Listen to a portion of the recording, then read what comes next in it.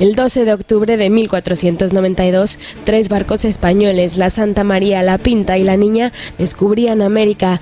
La pequeña flota al mando de Cristóbal Colón y los hermanos Pinzón habían salido de Palos, en la costa andaluza, para buscar un camino por occidente hacia las Indias. Lo que encontraron fue otra cosa. Los turcos habían cerrado el Mediterráneo y era vital encontrar otro camino para llegar a las rutas comerciales de Oriente. El marino Cristóbal Colón, de origen posiblemente genovés y al servicio de la corona portuguesa, estaba persuadido de que era posible llegar a las Indias por occidente, dando toda la vuelta al globo.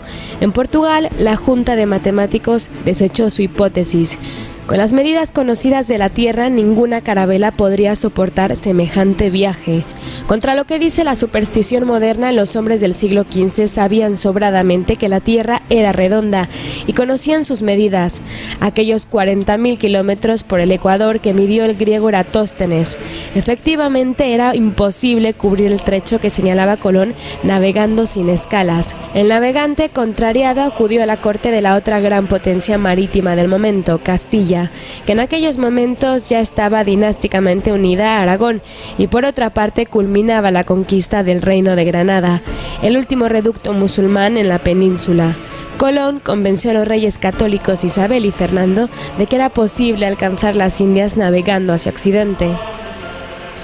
Todos los científicos de la época sostenían que el viaje hasta Asia era demasiado largo, lo mismo la Junta de Matemáticos portuguesa que la Universidad de Salamanca, y tenían razón, pero Colón afirmaba que había tierra a una distancia asequible, y también tenía razón. Lo que ocurría era que aquella tierra no era Asia, sino un nuevo continente.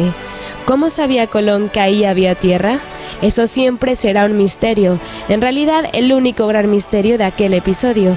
Y así, tras una travesía llena de incertidumbre, el 12 de octubre de 1492, de madrugada, el marinero Rodrigo de Triana, vigía de la Pinta, vio tierra. Era la isla de Guanahani, rebautizada como San Salvador en las Bahamas. Colón siempre pensará que había llegado en efecto a las Indias, pero otros pioneros de la primera hora, Juan de la Cosa, Vespucio, etc., pronto dedujeron que se hallaban en presencia de algo muy diferente. El caso es que ese día el mundo se hizo más grande.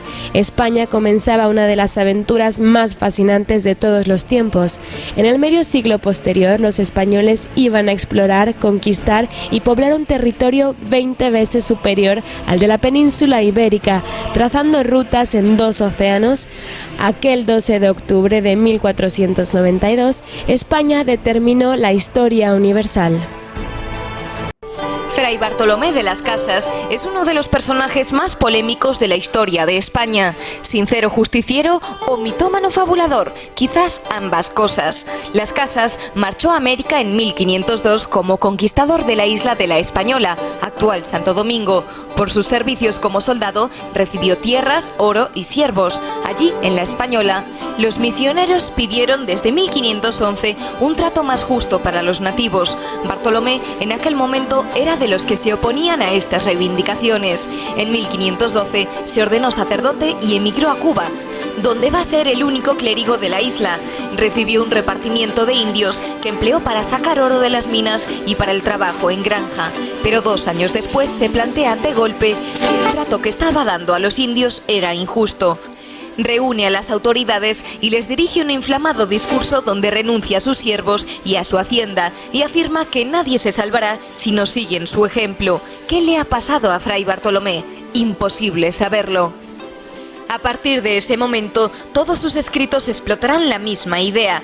Todo español es demoníaco, todo nativo es víctima injusta del español. Enseguida viaja a la corte, a Castilla. Presenta una larga relación de crueldades cometidas contra los nativos, probablemente exagerada hasta la saciedad, y pide el título de protector de los indios. Las denuncias de Fray Bartolomé harán mucho ruido, pero hay que decir que aunque posiblemente tengan un fondo de realidad, son completamente inventadas. De hecho, en sus escritos cambia 3 veces la cifra de supuestas víctimas y las engorda tanto que son imposibles. Un gran predicador de México, Fray Toribio de Motolinía, escribe sobre él: hace 15 años que le conozco y siempre está escribiendo procesos y vidas ajenas, buscando los males y delitos. En 1520 se le permitió intentar la colonización de la tierra continental americana, pero fracasó. Curiosamente, Fray Bartolomé nunca criticó la violencia de los indígenas. Calla sobre los sacrificios humanos, por ejemplo. Asimismo, propuso que para exonerar a los indígenas del trabajo físico, se trajeran esclavos negros desde África. Aunque ha pasado a la historia como un justiciero incomprendido, la realidad es que se le hizo caso y por influencia suya se suprimió el sistema de las encomiendas como forma de colonización. En 1543 se le nombró obispo de Chiapas, en México, pero sus rigurosas exigencias morales le granjearon la hostilidad de los indios.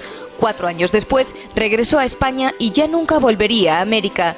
Su momento cumbre fue la controversia de Valladolid, aquel encuentro de juristas y teólogos que el emperador Carlos convocó para examinar la justicia moral de la conquista. Nombrado procurador de indios, murió en Madrid en 1566. Detrás dejaba una obra que será explotada sin cesar por los enemigos de la corona española. Una de las acusaciones tópicas de nuestra leyenda negra es que España ejecutó un auténtico genocidio entre la población indígena americana. Algunas fuentes aducen cifras fabulosas. Hasta 90 millones de indios habrían muerto a manos de los conquistadores. Pero todo esto es propaganda. Nunca hubo un genocidio en América, no al menos a manos de españoles. Para empezar, nunca hubo 90 millones de indios en América. Y por otro lado, ¿cómo se las arreglarían 200.000 españoles, que esa es la cifra de los que pasaron a América en el siglo XVI, para matar ellos solos a tanta gente? Más aún, la mortandad afectó por igual a los indios enemigos de los españoles y a los indios aliados de los conquistadores. Hay que tener en cuenta que todas las campañas de conquista en América, sin excepción, no fueron batallas de españoles contra indios, sino que el grueso de las filas españolas estaba compuesto por indios que aspiraban a sacudirse el yugo de otras tribus o reinos indios que los sojuzgaban. ¿Acaso mataban los españoles a sus aliados? No, evidentemente, la verdad es otra. Las denuncias de violencia contra los indios son muy antiguas, beben en las quejas del fray Bartolomé de las Casas, quejas bien intencionadas que trataban de detener los abusos de los vencedores sobre los vencidos, abusos reales y manifiestos, pero que exageraron mucho las cifras, como se ha demostrado hasta la saciedad. Por otro lado, aquellas denuncias lograron su propósito. La corona abolió el sistema de encomiendas y prohibió esclavizar a los indios. Estos son hechos objetivos igualmente demostrados hasta la saciedad, de manera que ni se aniquiló a los indios en la guerra, ni se los exterminó en el trabajo de los campos y las minas. ¿Qué pasó realmente? Pasó sobre todo que los virus llevados a América por los europeos diezmaron a la población indígena, viruela, peste porcina, etc. Los estudios médicos modernos demuestran que la mayor mortandad se produjo a partir del siglo XVII, cuando empezaron a llegar niños, es decir, tosferina, escarlatina, sarampión, paperas. Para los indígenas americanos, que habían vivido siempre aislados del resto del mundo, aquello fue letal. Recibieron de repente y en muy pocos años el impacto combinado de todos los agentes patógenos difundidos por los buques europeos. La viruela hizo estragos en el Perú y en Norteamérica mucho antes de que llegaran los españoles. Los animales difundieron el virus por las selvas. Al mismo tiempo, por cierto, los españoles sufrían masivamente las consecuencias de las enfermedades tropicales. Las cifras de bajas en las expediciones españolas alcanzan con frecuencia el 50% a los pocos meses de su llegada. Son los efectos de la malaria, el dengue, etc. El choque vírico fue brutal en ambas direcciones. Hoy ningún autor serio discute que la gran mortandad que siguió el descubrimiento fue producto de los virus. Lo mismo ha ocurrido en otros muchos episodios de la historia, pero en el siglo XVI nadie sabía qué era un virus. ¿Genocidio? No, nunca hubo un genocidio en América. Crueles, codiciosos, homicidas, lúbricos, fanáticos. Así nos ha pintado siempre la leyenda negra antiespañola. Los españoles son ladrones, falsos, orgullosos y lujuriosos, decía el protestante Lutero. Los españoles son hijos de judíos y moros, acusará el holandés Guillermo d'Orange. Gente de religión falsa y estómago débil, dirá el inglés Green. ¿Qué se debe a España? Pregunta en la enciclopedia metódica el francés Masson de Mobilier. Respuesta: nada. La leyenda negra antiespañola es un conjunto de materiales fundamentalmente propagandísticos elaborados en distintos lugares de Europa entre los siglos XV y XVIII. Primero, en Italia surge la propaganda contra el dominio aragonés. Más tarde, en la Alemania protestante, se ataca al imperio católico de los Austrias españoles. Enseguida vendrá la gran compilación antiespañola, la de Guillermo d'Orange, para legitimar su insurrección contra Felipe II en Flandes. Y después, la propaganda de guerra inglesa contra el dominio marítimo español. Al corpus de la leyenda negra no le faltarán contribuciones españolas. Las críticas, muchas veces falseadas, de Bartolomé de las Casas se emplean para denunciar la violencia española en América. El monje Antonio del Corro se hace protestante, huye a Alemania y publica un tratado contra la Inquisición, que es una causa general contra España. Antonio Pérez, secretario de Felipe II, traiciona a la corona, huye a Francia y aporta nuevo material. Así se va configurando la idea de que no hay nada más negro que España, nuestra leyenda negra. Hoy la leyenda negra antiespañola está completamente desacreditada desde el punto de vista científico. No es más que propaganda de guerra que toma bien hechos reales, los deforma, los exagera y los convierte en munición ideológica contra un país, el nuestro. Sin embargo, muchos españoles han terminado por creer que todo es verdad, que España fue, en efecto, la reina del horror. La historiografía del separatismo y de cierta izquierda sigue alimentando el mito. ¿Podemos aún explicar a los españoles que nuestra leyenda negra es mentira?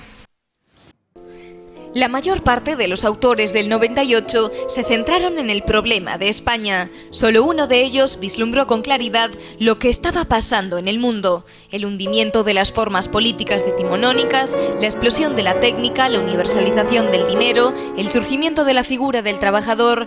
Ese visionario fue Ramiro de Maeztu, a la vez de madre inglesa, nacido en Vitoria en 1875, empezó socialista y terminó siendo la referencia del pensamiento tradicional y el gran teórico de la hispanidad. Maeztu es un reformador, lo será siempre, primero como socialista democrático no marxista, después y bajo la impresión de la Primera Guerra Mundial como un profundo patriota que deja Inglaterra, donde se ganaba bien la vida, para volver a España. Aquí Ramiro de Maeztu se convierte enseguida en una de las principales referencias del debate nacional. En 1923, el general Primo de Rivera toma el poder con apoyo del rey.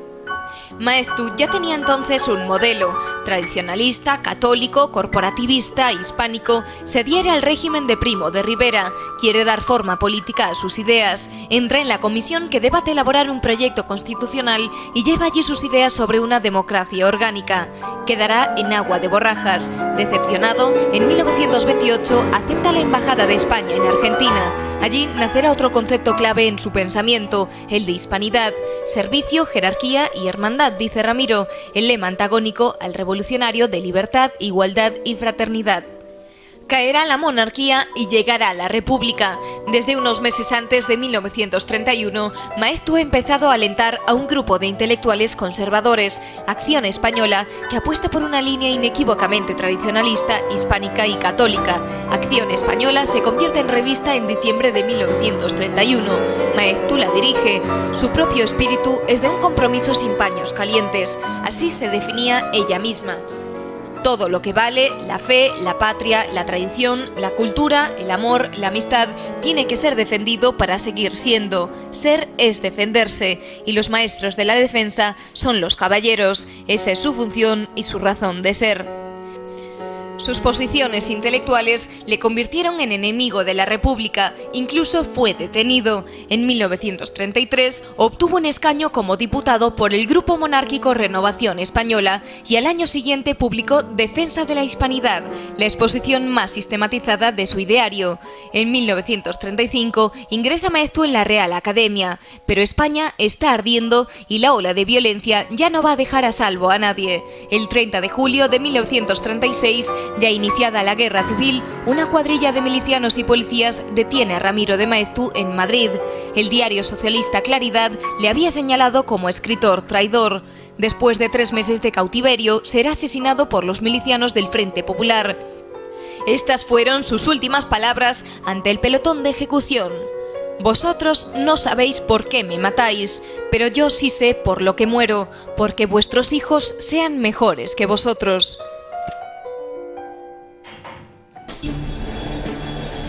La semana pasada, el Ayuntamiento de Barcelona, con los votos de separatistas, socialistas, comunistas y ultraizquierda antisistema, eliminaba del callejero la Plaza de la Hispanidad.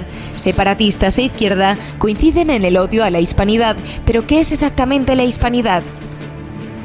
El concepto de hispanidad, que tiene un precedente en Unamuno, fue acuñado en su sentido actual por un sacerdote vasco, Zacarías de Vizcarra y Arana. Este cura vasco, ordenado en 1906, se trasladó muy pronto a Argentina y allí tuvo su idea. En la época era común que las naciones hispanoamericanas, y en especial Argentina, celebraran su común origen español. La fórmula empleada desde principios del siglo XX era Día de la Raza. A Vizcarra le pareció una fórmula muy mejorable. En 1926 escribe un artículo, La hispanidad y su verbo, donde propone el nuevo concepto. Estoy convencido de que no existe palabra que pueda sustituir a hispanidad para denominar con un solo vocablo a todos los pueblos de origen hispano y a las cualidades que los distingue de los demás. Encuentro perfecta analogía entre la palabra hispanidad y otras dos voces que usamos corrientemente, humanidad y cristiandad. Llamamos humanidad al conjunto de todos los hombres y humanidad con minúscula a la suma de las cualidades propias del hombre. Así decimos, por ejemplo, que la humanidad mira con horror a los que obran sin humanidad. Asimismo, llamamos cristiandad al conjunto de todos los pueblos cristianos y damos también el nombre de cristiandad con minúscula a la suma de las cualidades que debe reunir un cristiano.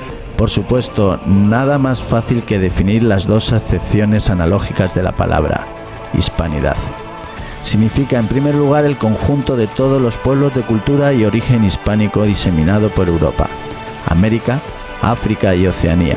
Expresa, en segundo lugar, el conjunto de cualidades que distingue el resto de las naciones del mundo a los pueblos de estirpe y cultura hispánica. Andaba entonces por Buenos Aires un escritor al que Primo de Rivera había nombrado embajador en la Argentina, Ramiro de Maeztu, que descubrió el concepto y decidió abanderarlo. Después un filósofo, García Morente, limará aún más la idea. A partir de ese momento, el término hispanidad empezaría a circular sin interrupción en la vida cultural española, hasta hoy, cuando los separatistas y la izquierda parecen decididos a prohibirlo, como tantas otras cosas. Imperios han tenido su leyenda negra. Roma, Inglaterra, también España, por supuesto. La leyenda negra antiespañola nos ha acusado de crueldad, fanatismo, barbarie, la destrucción de una supuesta cultura avanzada musulmana, el genocidio sobre los indios de América, las persecuciones de la Inquisición o la represión religiosa contra el protestantismo son, entre otros, los cargos mayores que se nos imputan. Hoy nadie con un mínimo rigor puede sostener semejantes acusaciones. La Reconquista no fue una pérdida cultural, sino al revés, un progreso. En América nunca hubo un genocidio, al contrario, bajo la corona española se mató mucho menos que bajo la dominación azteca o inca. La Inquisición nunca fue el pozo de sangre que nos han vendido, ni la Contrarreforma católica fue más severa que la Reforma protestante, más bien al contrario. La leyenda negra antiespañola es simplemente mentira. La hispanofobia no es más que falsa propaganda. Sin embargo, hay algo que agrava las cosas, a saber, la cultura española desde hace muchos años vive sumergida en esa hispanofobia. La crítica global a España y su historia, propulsada por los liberales en el siglo XIX, por las izquierdas en el siglo XX y convertida en doctrina oficial por progresistas y separatistas en el siglo XXI, ha terminado convirtiéndose en un lugar común de nuestra vida pública. Hoy en España, lo políticamente correcto es ser hispanófobo. En el pasado fue una pose estética, aquello de si habla mal de España es español, pero hoy es peor, hoy es la ideología dominante. Y la pregunta es si alguien puede construir sensatamente un país cuando la primera base de consenso es que el país no vale la pena. ¿Es posible dejar atrás esa estúpida hispanofobia, ese odio necio a lo español?